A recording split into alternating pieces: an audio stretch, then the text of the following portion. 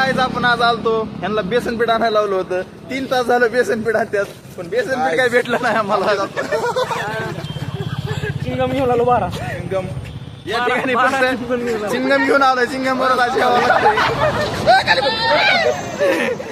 या ठिकाणी सिद्धेश्वरने केक कापलेला आहे. Happy birthday Siddheshwar, happy birthday. नमस्कार मित्रांनो, नमस्कार. स्वागत आहे तुमचं आजच्या मिनी ब्लॉग मध्ये. तर आज आम्ही चाललेलो जरा फिरायला. मग फिरायला जात असताना गाडीमध्ये दंगा तर करणारच.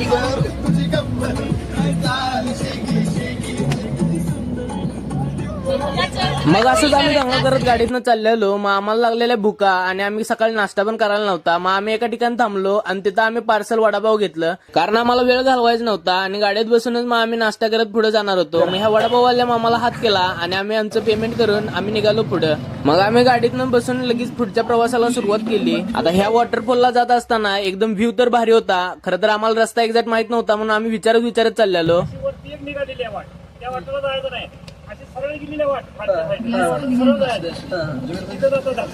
आता ह्या मामासने विचारून आम्हाला आमचा रस्ता गावला आणि जरासं ऑफ रोडिंग केल्यानंतर आम्ही आमच्या स्पॉटवर पोहोचलो. आता इथून आमचा 1.5 ते 2 किलोमीटरचा ट्रेक सुरू होणार होता. Guys, welcome to our vlog.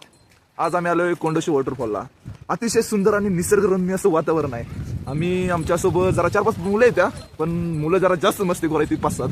त्यामुळं का असं मसरासारखी अवस्था होणार येताना. मॅडम कसं असते?